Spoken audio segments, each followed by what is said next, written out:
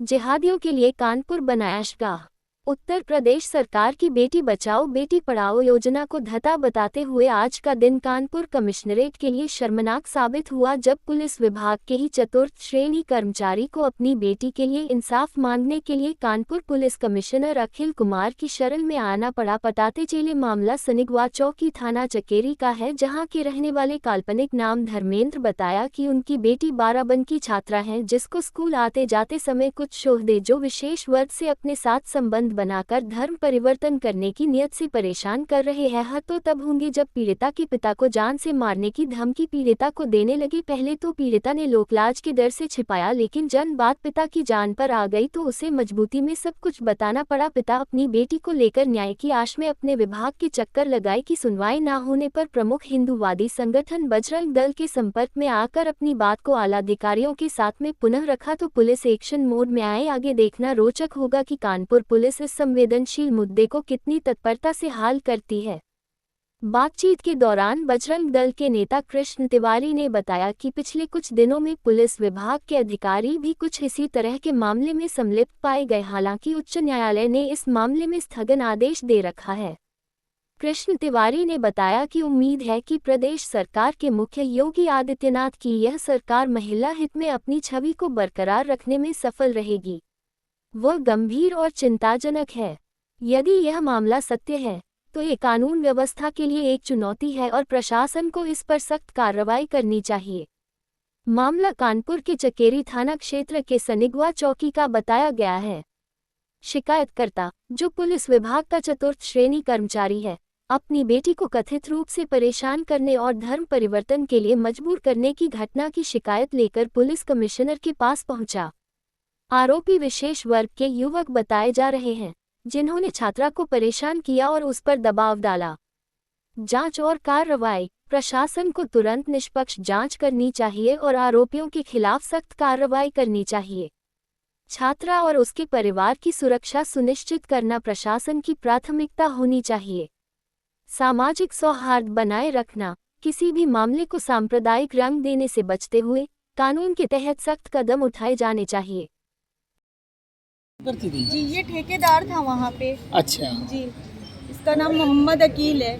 तो और क्या हिंदू बन के आपसे मिला था या मुस्लिम ही? पहले यही बोलता था मैं हिंदू, हम हिंदू हैं, हम हिंदू हैं, पहले यही बोलता था। जी, अब लेकिन बता दिया कि हम मुस्लिम हैं और इसके घर वाले भी, इसमें इन लोग का ये पूरा गैंग है, हिंदू लड़की को फंसाना और उनके साथ गलत संबंध बनाना, फिर अपना उनका धर्म परिवर्तन कराना। इनका, इनके भाइयों और इनकी भाभियों का, इन्होंने भी हमारे साथ मारपीट करी हुई है।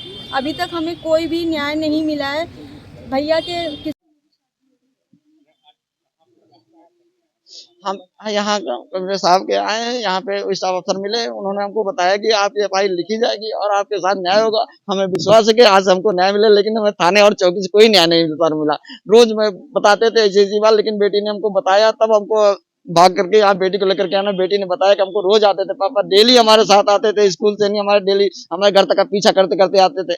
और हमारी बेटी कहना कि फुटेज देख दिया रास्ते में, जिस तारीख को हमारे बराबर आता था पीछे हमारे, और हमसे बहला फुसला करके हमको अपने धर्म में अपनाना चाहता था और निकाह भी करने की कोशिश की, कह रहा था हो जाए। नवाब अली और समर, नवाब अली के दोस्त समर, नवाब अली ये संबंधित चौकी मामला। इस समय तो 37वानी पीएससी के चौकी लगती है श्यामनगर, और हम जिस जगह रहते हैं हमारी चौकी लगती है संगमा चौकी लगती है हमारी।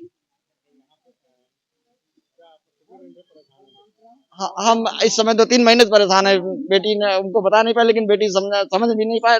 2-3 महीने से बेटी पीछे डेली लग रहा था, डेली नियम तक 2-3 महीने से। और जब हमारे को मारा, जब बेटी को एहसास होगा हमारा पापा मार दिए जाएंगे, तब बेटी ने पूरी रिपोर्ट बताई हमको। बेटी हमारी इंटर में है। हम मांग कर रहे हैं इसको न्याय मिले, हमको जो सजा होती है न्याय के ऊपर से नहीं, वही सजा होनी चाहिए। हमारे न्याय कहने से कोई न्याय नहीं मिलेगा। जो न्याय ऊपर केंद्र ने बना दिया वो न्याय हमें मिलना चाहिए। हम पीएससी में सर मोची पढ़ते हैं। हम ये शिकायत करने आए कि हम स्कूल से रोज आते थे, नवाब अली और समर उनके दोस्त, तो वो मेरा रोज पीछा करते थे और हम घर में मतलब रोज कहते थे कि आप मेरे पीछे क्यों कर रहे हो, आप जाओ यहाँ से, क्यों आ रहे हो। तो वो नहीं मानते थे और उसके बाद मैंने मतलब मैंने मना कर दिया तो कहने लगे कि हम तो पीछे आएंगे, और पापा को मारने की धमकी देते थे और मुझे मारने की, और कहते थे कि हमारे धर्म में आ जाओ, ये कर लो वो कर लो, तो हम मना कर देते थे। तो इसी चक्कर में उन्होंने मेरे घर में भी घुसे, और घर से कूद के पापा अगर आ गए तो उन्होंने वो छत से कूद गए थे, छज्जे से, और उसके बाद वो छज्जे से कूद गए तो पापा से उन्होंने लड़ाई झगड़ा किया, पापा के हाथ में चोट लगवाई, यही कि हमारे धर्म में आ जाओ। कह रहे थे कि मतलब हमसे मतलब निकाह कर लो, धर्म परिवर्तन कर लो, खुश रहोगी, ये सब बोल रहे थे। हम अब चाहते हैं कि बस कुछ वो हमें और हमारे पापा को न्याय दिलाएं, और कुछ होता है तो इन सबके जिम्मेदार यही लोग होंगे। 2 लोग हैं, नवाब अली और समर। जिस तरीके से कानपुर को जिहाद की प्रयोगशाला बनाने का काम जिहादियों द्वारा और धर्म विरोधी लोगों द्वारा किया जा रहा है, उसी के निमित्त यह घटना, जिसमें एक घटना में अपना पहले एक नाम छोटू बताता है और छोटू बताने के बाद उससे प्रेम प्रसंग चलाता है, सॉरी बउआ बताता है, और बउआ बताने के बाद उससे प्रेम प्रसंग चलाता है और उसकी अश्लील वीडियो बनाता है, और अश्लील वीडियो को वायरल ना करने के लिए उससे 3 लाख रुपए वसूलता है, और ना देने पर 3 लाख रुपए वसूलता है। वसूलने के बाद उससे शादी करने के लिए 5 लाख रुपए और धर्मांतरण का दबाव बनाता है। जब पीड़ित ने मना किया तो शादी करने से मना किया। वही दूसरी तरफ तो दूसरा मामला है जिसमें एक माइनर लड़की, नाबालिग लड़की जो अपने घर से स्कूल जाती है और घर से स्कूल आती है, तब जिहादी अपना गैंग बनाकर उसके पीछे रहते हैं और उसको परेशान करने का काम, उसको बंधक बनाने का काम करते हैं, उसका अपहरण करने का प्रयास करते हैं। और दुर्भाग्य का विषय है कि वह 1 साल से परिवार भटक रहा है और उसके पिता खुद उत्तर प्रदेश पुलिस विभाग में तैनात हैं। तैनात होने के बाद भी उन अपराधियों पर कोई कार्रवाई नहीं हो रही है और जिहादियों को खुला एक तरीके से घूमने का जो मौका दिया जा रहा है, यह बर्दाश्त नहीं किया जाएगा।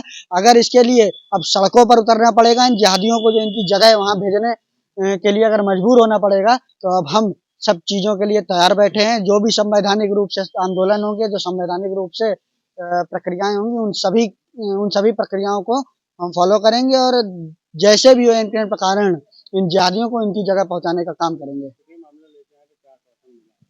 आज 2 मामले भी लेकर आए थे, जिसमें से एक में FIR दर्ज हो गई है और दूसरे में जिसमें एक जो कानपुर का जो सबसे बड़ा जिहादी देखा जाए, लव जिहाद को जो एक तरीके से संरक्षण दे रहा था, जो स्वयं लव जिहाद को एक तरीके से कर रहा था, ऐसा मोहसिन खान जो ACP के कार्यरत पर तैनात था, उसको पुलिस के संरक्षण से और हाई कोर्ट से स्टे मिला है। उसके दबाव में आके उस पीड़ित से जबरदस्ती समझौता लिखाया गया थाने के माध्यम से, और अब वह जब हमारे पास आई है तब सारी बातें खुल के सब जगह स्पष्ट रूप से निकल के आई हैं।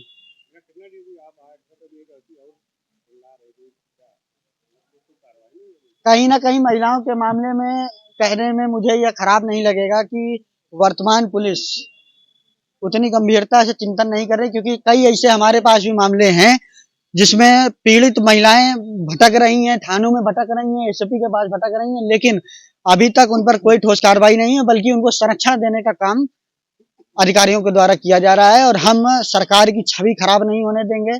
हम माननीय मुख्यमंत्री जी की जो मंशा है उसको कहीं से खराब नहीं होने देंगे, और हर तरीके से जो भी हो पाएगा सारे प्रयास करके, चाहे वो जितने बड़े भी अधिकारी हों, अगर संरक्षण देने का काम इन जिहादियों को करेंगे और महिलाओं के आगे महिलाओं को परेशान करने देंगे, हम उनको संरक्षण नहीं देने देंगे। हमें सारे तरीके पता है, हम हनुमान जी के भक्त हैं, हमें पता है कि लंका कैसे फूकनी है।